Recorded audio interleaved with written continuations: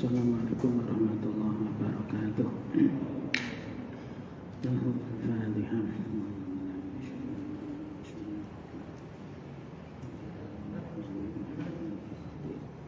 Iyyaka na'budu wa iyyaka nasta'in. Ihdinas siratal mustaqim.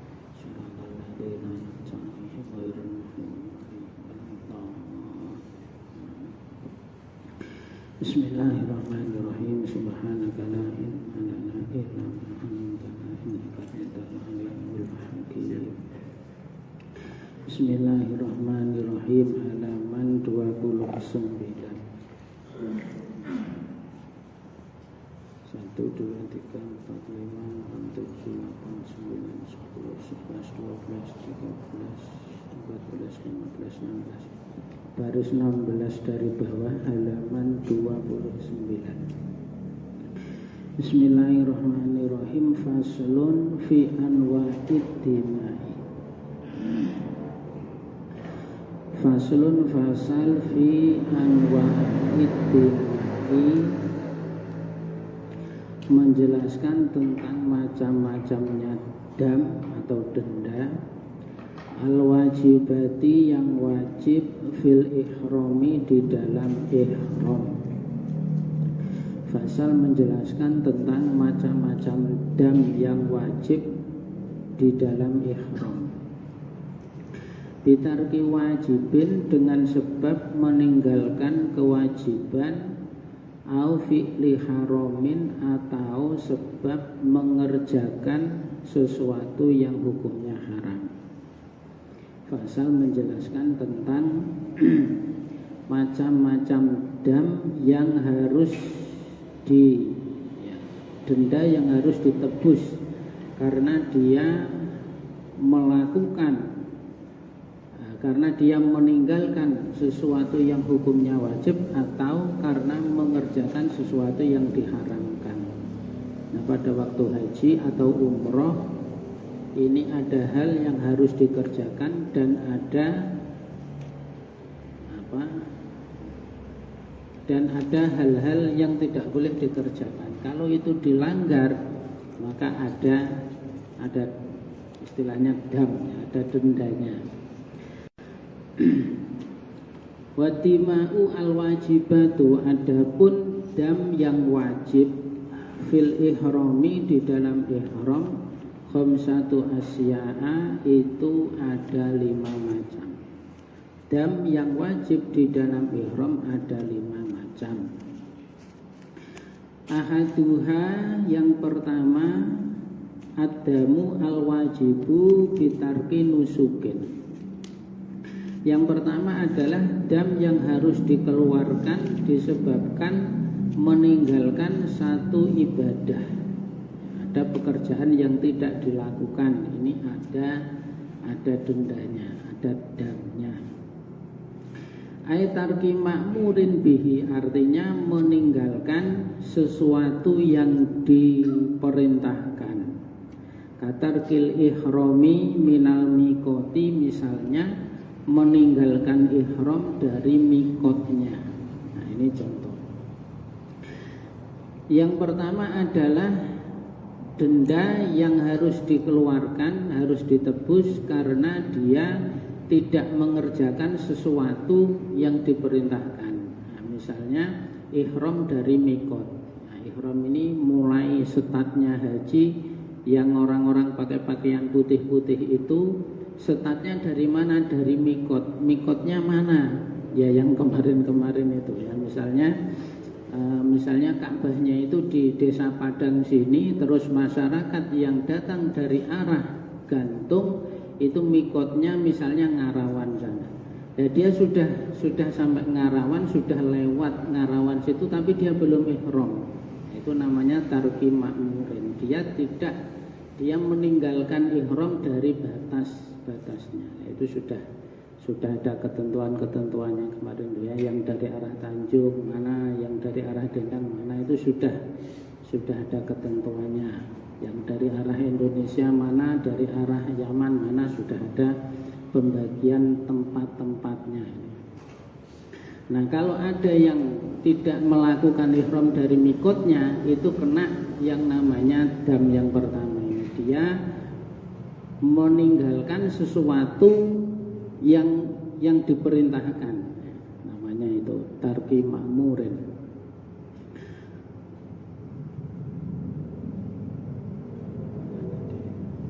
Wa huwa damu ala tartibi. Dam ini, dam denda yang pertama ini berdasarkan atas sistem tartib. Fayajibu awalan bitargil ma'muri bihi syatun. Maka pertama-tama yang diwajibkan adalah seekor kambing. Apabila ada orang yang meninggalkan sesuatu yang diperintahkan, itu dendanya sistemnya tartib. Yang pertama kewajibannya adalah kambing. Tuji'u fil udhiyati, kambing yang sudah cukup untuk kurban. Fa'ilam yajid ha aslan au wajadaha biziyadatin ala samani misliha. Apabila ada seseorang yang tidak menemukan kambing tadi sama sekali, awajadaha, atau dia menemukannya biziyadatin, dengan tambahan ala samani misliha, atas harga sesamanya, fasiyamu asroti ayamin, maka puasa 3 hari. Nah, titik sampai di situ dulu. Yang pertama adalah seekor kambing. Jadi ini sistemnya tertib. Yang pertama adalah seekor kambing. Kalau tidak mampu atau tidak menemukan, puasa 10 hari. Terus kalau tidak mampu, nanti kan ada runtutannya. Ini kambing dulu. Apabila ada orang yang meninggalkan sebuah perintah, ya, dia tidak melakukan ihram dari mikot misalnya, dia kena denda. Lah dendanya ini sistemnya urut gitu. Yang pertama adalah dia harus menyembelih kambing. Kalau dia tidak menemukan kambing sama sekali, atau kambingnya ada tetapi harganya tidak sewajarnya, biziyadatin ala samani misliha. Misalnya kambing pada waktu itu langka, ada tapi harganya mahal, ya, sampai misalnya seekor itu 50 juta rupiah misalnya, itu harga yang sudah tidak wajar. Biziyadatin ala misliha, atau sama sekali enggak ada kambing, mau nyembelih kambing tidak ada, atau ada tapi harganya sudah sangat mahal, maka berpindah puasa 10 hari. Itu namanya dam yang tartib. Nanti ada yang dam yang disuruh memilih, boleh ini, boleh ini, boleh inilah. Yang ini tartib, harus kambing dulu. Kambing kalau nggak ada baru puasa. Nah, kambingnya ini adalah kambing yang sudah cukup untuk kurban. Kambing yang sudah cukup untuk kurban itu kambing yang sudah berumur 1 tahun. Kalau yang domba itu 6 bulan sudah boleh karena posturnya gemuk gede gitu ya. Kalau yang kambing ini 1 tahun. Nah, kambing yang sudah boleh untuk kurban.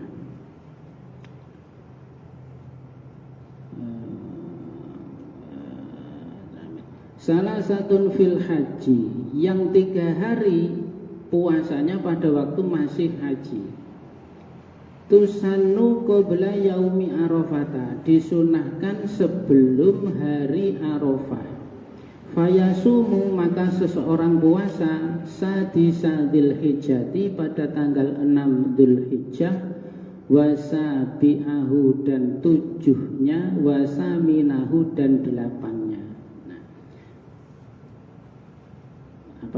Denda yang kedua adalah puasa selama 10 hari. Yang 3 hari itu dikerjakan ketika dia masih di tanah suci sana. Yang 7 hari nanti dilakukan kalau dia sudah pulang ke rumahnya. Nah, 3 hari ini sunahnya adalah dilakukan sebelum hari Arafah. Hari Arafah itu tanggal 9 Dzulhijjah. Ya, puncaknya haji itu ketika orang-orang berkumpul di padang Arafah. Nah, sebelumnya berarti puasanya adalah tanggal 6, tanggal 7 dan tanggal 8. Sunnahnya dilakukan sebelum hari Arafah. Ada orang dia meninggalkan ihram dari mikot. Nah, itu kena dendanya nyembelih kambing urutannya. Yang kedua puasa 10 hari. Puasa 10 hari ini yang 3 hari sunnahnya dikerjakan pada tanggal 6, 7 dan 8 Dzulhijjah. Tanggal 9-nya Yaum Arafah, hari Arafah. Orang-orang berkumpul di padang Arafah. Puncaknya haji. Al-Hajju Arafah. Haji itu adalah Arafah. Ya, di hari Arafah tanggal 9 itu ketika semua umat manusia berkumpul di satu titik di tanah lapang yang namanya padang Arafah itu.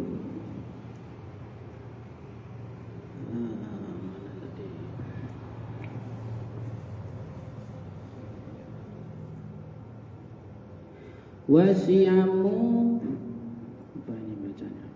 Fa'ilam yajid fasiyamu asrati ayamin haji. Wasiyamu sab'atin dan wajib puasa 7 hari idza raja'a ila ahlihi ketika dia sudah kembali kepada keluarganya. Jadi memang caranya begitu. Dendanya puasa 10 hari, yang 3 hari dilaksanakan pas masih haji, yang 7 hari dilaksanakan ketika dia sudah kembali ke negaranya masing-masing, ke pangkuan ibu pertiwi. Ila ahlihi wa watonihi dan tanah airnya, kembali ke keluarganya dan tanah airnya di pangkuan ibu pertiwi. Setelah dia pulang ke pangkuan ibu pertiwi, apa daya ibu pertiwinya enggak ada di rumah. Wala yajuzu shaumuha, dan tidak diperbolehkan puasa 7 hari itu tadi fi asna'it thariqi, di tengah-tengah perjalanan. Tidak boleh, harus setelah dia sampai ke pangkuan istrinya masing-masing, ke pangkuan ibu pertiwi. Ya memang begitu aturannya. Jadi kalau perjalanannya itu jauh, kan naik pesawat misalnya, nah ini enak, ini puasa di perjalanan karena dia naik kendaraan, jadi enggak terlalu ini ya. Kalau nanti sudah di rumah puasa itu kan berat, maka dia mengambil ketika di tengah perjalanan. Nah ini enggak boleh. Fi asna'i thariqi fa in arada al-iqamata bi Makkah, seandainya ada orang yang menginginkan untuk bermukim di Mekah, somaha, maka dia berpuasanya ya di Mekah. Kama fil Muharrari, sebagaimana keterangan di kitab Al-Muharrar. Lalu bagaimana kalau ada orang yang setelah haji dia enggak pulang, Pak? Enggak balik ke pangkuan ibu pertiwi, tetapi dia tetap di situ, bermukim di situ, di Mekah situ, ya maka dia yang 7 hari puasanya ya di Mekah itu. Kalau sekarang ini rasa-rasanya nggak bisa ya, karena nanti dia kena razia razia visa, razia surat-surat itu ya. Jadi kucing-kucingan dengan petugas, katanya begitu. Kalau sekarang sudah nggak bisa. Walau lam yasum as-salasata,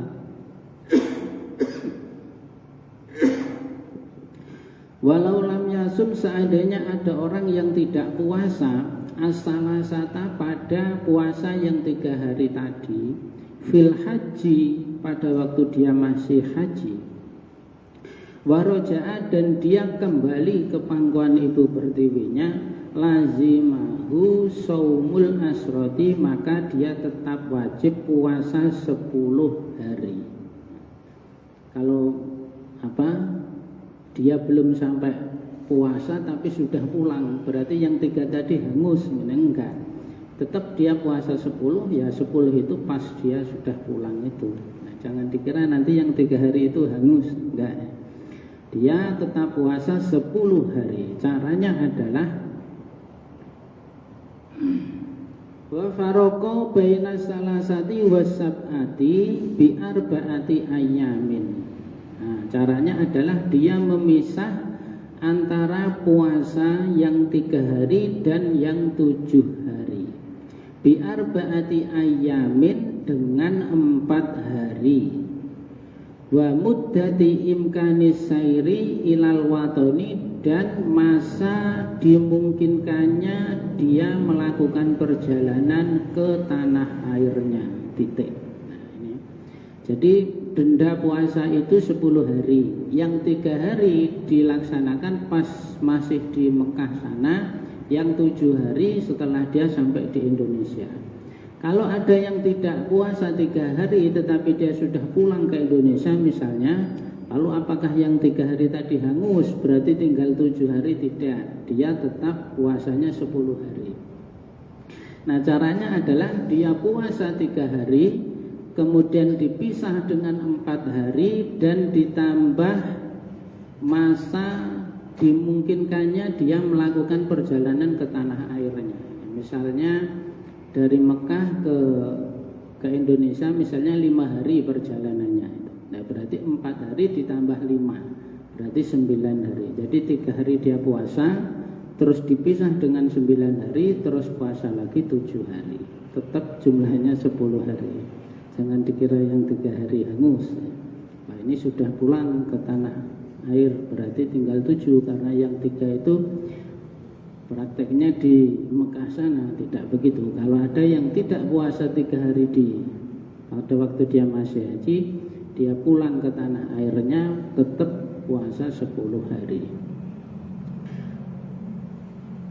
Caranya dipisah 4 hari dan ditambah masa perjalanan dia ke pangkuan Ibu Pertiwi. Wa ma dzakarahul musannifu, adapun keterangan yang telah disebutkan oleh al-musannif pengarang kitab ini, min kaunid dami al-madkuri damu tartibin, yaitu keterangan tentang adanya dam ini adalah dam tartib, muwafiqun lima firraudati, itu cocok dengan keterangan yang ada di dalam kitab Ar-Raudhah wa asliha, dan aslinya kitab Ar-Raudhah. Jadi ada kitab namanya Ar-Raudhah dan ada kitab namanya Aslur Raudhah. Di dalam kitab itu keterangannya juga mengatakan kalau dam itu tartib. Wa Sarhil Muhadabi, dan kitab Sarhil Muhadab. Ini jadi ceritanya menukil atau mengambil keterangan dari kitab lain. Itu kalau di buku zaman sekarang terus dia dikasih angka kecil, terus di bawahnya nanti disebutkan kitabnya, rujukannya itu. Nah, kalau di sini langsung disebutkan seperti itu. Sebagaimana keterangan di kitab Ar-Raudhah dan Syarhil Muhadab itu juga seperti itu.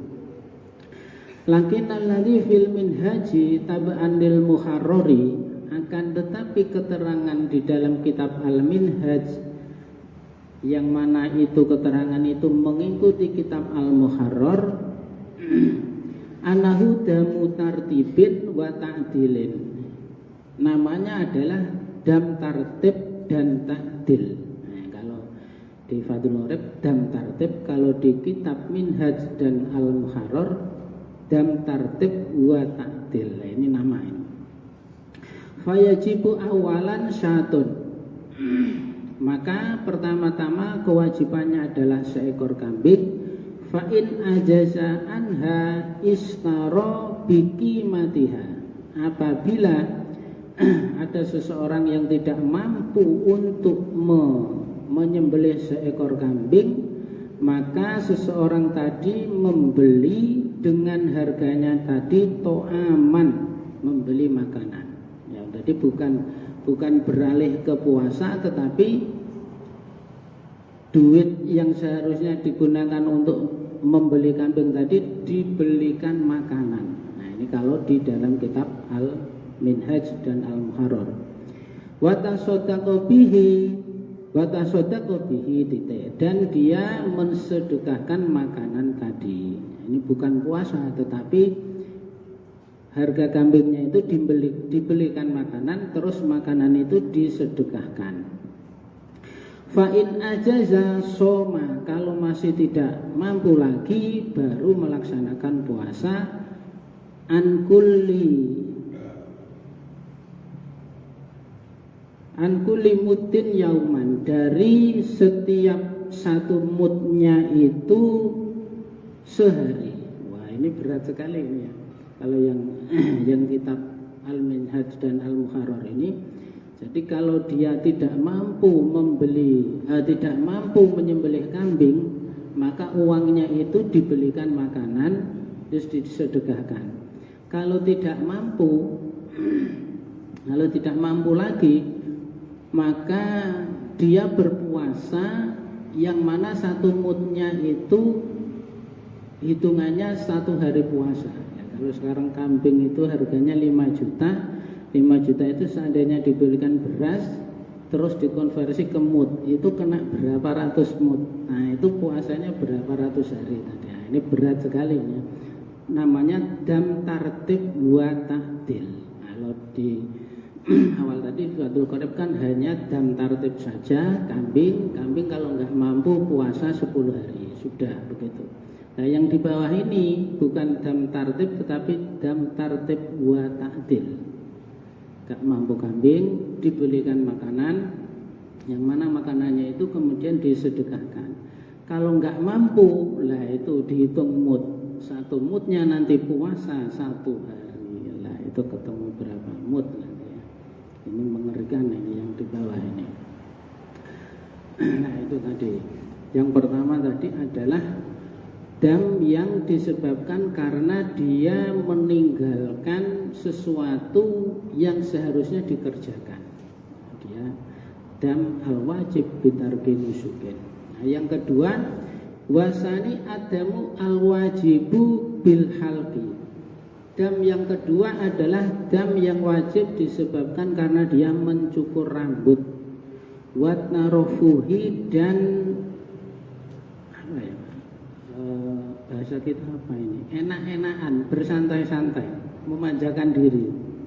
Nah, ini lanjutannya ini.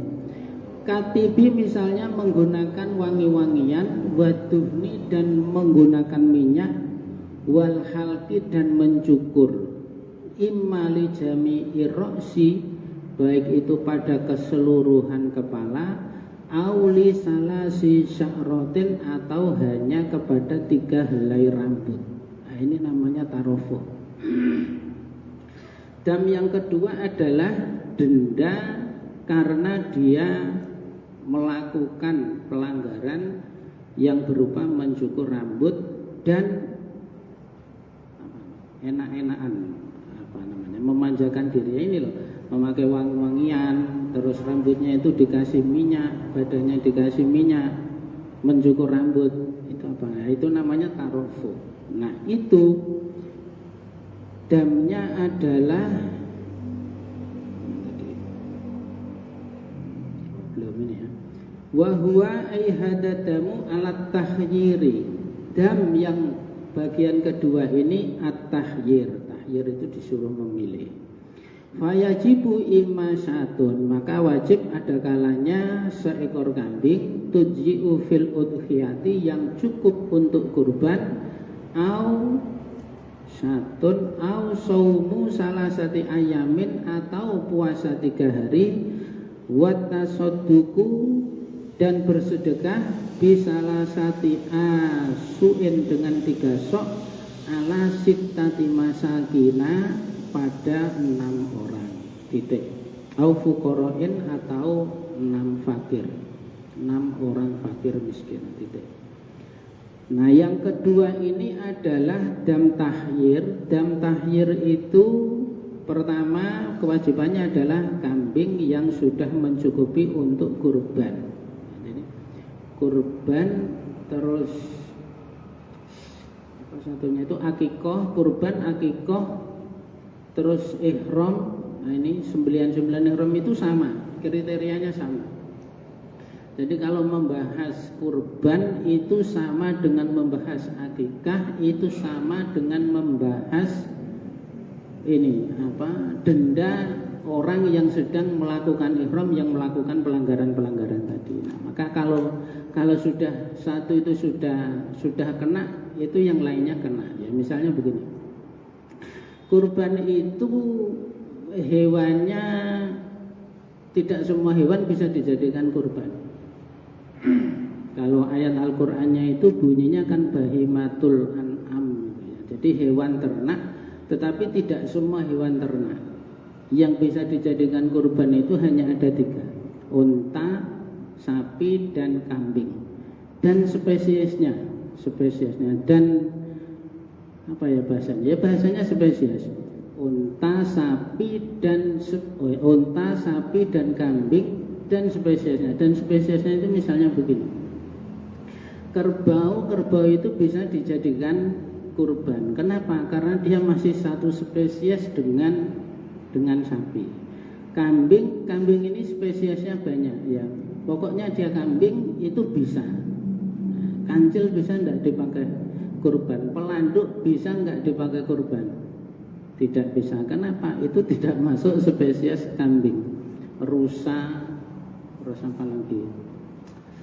Kuda yang kecil itu keledai, ya bahkan kudanya sendiri juga. Nah, kuda, keledai itu enggak termasuk dalam bahimatul an'am, maka tidak bisa dijadikan kurban. Kalau enggak bisa dijadikan kurban, ya enggak bisa dijadikan akikah, ya enggak bisa dijadikan sembelihan-sembelihan di dalam bab ihram ini. Kurban, akikah, terus bab ihram ini itu hewannya sama, hanya yang di ihram ini, di bab ihram ini hanya pada kambingnya saja. Maka kambing yang bisa dijadikan kurban akikah bisa dijadikan sembelihannya pelanggaran-pelanggaran ihram ini. Kuda tidak ada, zebra tidak ada. Ya sama dalam zakat juga begitu, juga bahimatul an'am. Jadi zakatnya kuda tidak ada, zakatnya zebra tidak ada, zakatnya keledai tidak ada. Itu sama, zakat, kurban, akikah sama. Boleh nggak Pak orang berkurban sebelum akikah? Ada orang belum akikah tapi kurban, itu boleh nggak Pak? Nah, boleh tidak? Ya pertanyaannya saja sudah salah. Salahnya bagaimana? Yang melakukan akikah itu siapa? Yang melakukan akikah itu kan orang tua, ya kan? Saya punya anak, saya akikah, mengakikahi anak. Jadi sebenarnya pertanyaannya itu tidak tepat. Bolehkah orang berkurban sebelum akikah? Ini kan orangnya beda, Pak. Siapa yang mengakikahi saya? Orang tua saya. Terus saya belum diakikahi orang tua saya kurban. Boleh enggak? Ya boleh itu. Anunya kan beda pelakunya. Iya kan? Pelakunya itu beda. Yang mendapat yang mendapat perintah melakukan akikah itu kan bukan orang itu, tetapi orang tuanya. Ya kan? Jadi saya yang mengakikahi saya siapa? Orang tua saya. Terus saya kurban. Boleh enggak? Iya boleh itu. Saya mengkorbani diri saya sendiri, orang tua saya mengakikahi saya. Saya punya anak, saya mengakikahi anak saya. Jadi kewajiban akikah itu bukan kewajiban ya, kesunahan akikah itu yang melaksanakan itu orang lain. Ya kan begitu. Jadi pertanyaannya itu sebenarnya enggak nyambung, karena antara yang melaksanakan akikah dengan kurban ini beda orangnya. Nah, saya belum diakikahi terus saya kurban, boleh enggak? Ya boleh saja. Ya, sangat boleh, karena itu kan beda. Nah, yang sering ditanyakan juga ini, boleh enggak satu hewan itu diniatkan 2? Ya nyembelih akikah, ya nyembelih kurban. Boleh enggak? Itu kalau menurut Imam Romli boleh.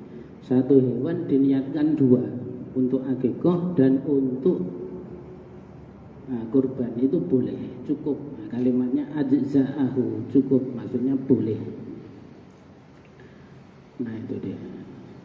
Nah terkadang ini 1447. Nah, baik akikoh atau kurban itu tadi hukumnya sunnah, maka ya enggak melakukan itu enggak sampai ada ininya, enggak sampai ada ancaman-ancamannya, enggak. Nah sekarang akikoh itu kalau laki-laki sunnahnya dua ekor, kalau perempuan 1 ekor. Hewan betina boleh enggak Pak dipakai akikoh, dipakai kurban? Boleh, enggak ada bedanya antara yang laki-laki, yang jantan dan betina, boleh. Ini ada cerita itu, ada orang menyerahkan kambing ke masjid. Ini akikohnya anak saya laki-laki, jadi kambingnya 2. Dulu yang 1 sudah pernah disembelih tahun kemarin, kan baru 1, sekarang tambah 1 lagi, jadi 2. Itu boleh enggak yang seperti itu? Ya sebenarnya jawabannya tidak boleh. Kenapa? Ya karena laki-laki itu 2 kambingnya 2. Sekarang ada akikoh hanya 1 terus ditambah lagi 1. Itu akikoh enggak? Ya tidak, menjadi sedekah biasa. Tetapi itu hanya butuh kebijakan kita saja. Ya sudah, diterima saja, disembelih, dimakan sama-sama. Nah, gitu kan. Oh ini enggak bisa disebut akikoh Pak. 2 kambing itu harus sekaligus. Kalau yang 1 tahun kemarin 1 sekarang enggak bisa, ini enggak bisa akikoh. Itu enggak usah dijelaskan, ya diterima saja, disembelih saja. Wong itu juga hanya ibadah sunnah saja. Ya, daripada orangnya kecewa terus dibawa pulang dijual lagi, dia enggak jadi melakukan ibadah. Nah itu hanya masalah kebijakan saja, diterima saja, disembelih, dimakan sama-sama. Karena itu banyak ya. Ada orang yang mengakikoi anaknya laki-laki, diakikoi 1, nanti yang 1 menyusul. Ya, sebenarnya itu enggak boleh karena memang ya syaratnya 2. Kalau laki-laki 2 ekor. Terus ini hanya 1, bagaimana, boleh enggak? Ya boleh-boleh saja, tapi itu mohon maaf tidak disebut akikoh, ya sedekah biasa. Tapi ya nggak apa-apa, dilanjutkan saja, itu kan cara makan-makan. Nah, itu hanya masalah kebijakan saja, nggak usah nggak boleh Mak, ini harus 2 karena laki-laki. Ya orangnya nggak jadi sedekah nanti, diterima saja, sudah disembelih, dimakan sama-sama. Akikoh dan kurban sama.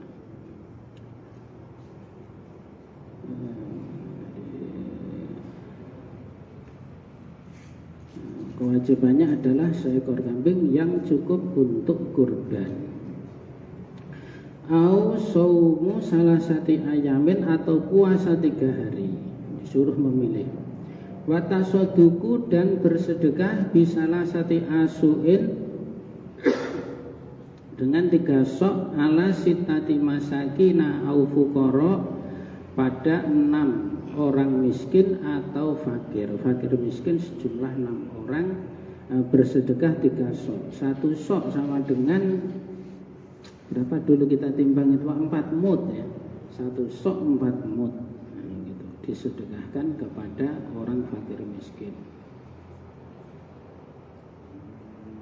Likullin minhum nisfu so'in, masing-masing mendapatkan setengah sok, min to'amin, dari makanan, yuji'u fil fitroti, yang cukup pada pembahasan zakat fitrah. Makanan-makanan yang cukup digunakan untuk zakat fitrah, yang makanan-makanan pokok daerah tersebut. Kalau di situ beras ya beras, di situ kurma ya kurma, di situ jagung ya jagung. Wallahu a'lam. Kita lanjutkan minggu depan. Maulaya sholli wa sallim daiman abada ala habibika khairi khalqi kullihi. Maulaya sholli wa sallim daiman abada ala habibika khairi khalqi kullihi. Maulaya sholli wa sallim daiman abada